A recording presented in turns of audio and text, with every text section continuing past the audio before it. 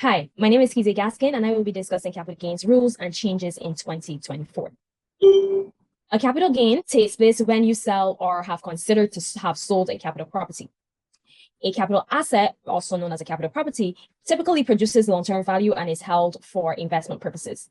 The assets could be in the form of securities like stocks, bonds, mutual funds, or even real estate. Capital gain or loss is calculated by the proceeds of the disposition minus the adjusted cost base plus any outlays and expenses.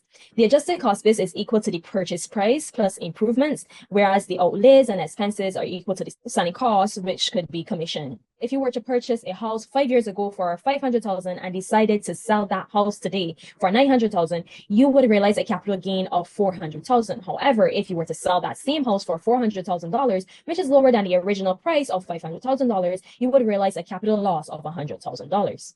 There are some types of assets which are considered personal use properties and listed personal properties. These types of properties have specific rules that differ from the typical capital gains rules that has been described previously. An example of a personal use property would be a boat or a car, and an example of a listed personal property would be artwork, rare books, or collectibles.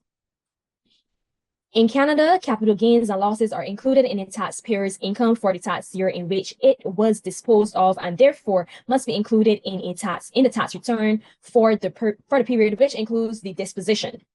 However, there are specific rules which apply to capital gains and losses. These include capital gains and losses which must be included in the tax return for the year they are disposed at 50% of the aggregate capital gain, which provides the taxable capital gain and allowable capital loss. In the example previously provided, the 500,000 capital gain would provide a taxable gain of $200,000. This is the 400,000 multiplied by 50%, and the total capital loss would then be equal to $50,000, which is the 100,000 multiplied by 50%. The taxable capital gain or allowable capital loss is taxed at the individual's marginal tax rate. Further, the taxation of capital gains for a corporation differs from an individual. Without going into complex details, the realization of a capital gain by a corporation follows the same general rules as it relates to capital gain inclusion rates. The taxable portion of capital gains is included in the taxable income of the corporation for the year of the disposition, and the non-taxable portion of the capital gain is added to the capital dividend account. The capital dividend account allows the corporation to pay tax-free dividends to the shareholders. In 2024, however, the 2024 budget, the federal government introduced an increase in capital gains inclusion rate from 50% to 66.67%, which is a 33.34%, as that would have been as of June 25th, 2024.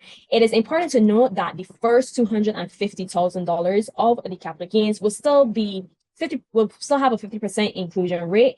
Any capital gains over $250,000 will then be subject to the 66.67% inclusion rate. Despite this change, the same rules apply. Now let's get into an example. So within the rules, you will have the first $250,000 taxed at 50%, which will give us $125,000. The remaining $150,000 will be at 66.67%. Note that corporations and trusts do not have the same limitations. Although I have explained the treatment of capital gains as it relates to individual taxpayers, capital gains can also be realized by other tax-paying entities, as I stated, like corporations and trusts. However, the new capital gain inclusion rate does not have the same limitation. So, for example, if you have ABC Corp sells an asset for $1 million and the original cost was $600,000, then you have a capital gain of $400,000. That $400,000 would be included at a 66.67%, which would give us $266,680, and the capital dividend account would have the exclusion rate of the remaining 33%, which would give us $133,320. In conclusion, understanding capital gains and the new inclusion rates is essential for tax planning. Ensure proper inclusion of capital gains in the tax returns and understand the implications of the rules. Thank you for having me. Kezia Gaskin.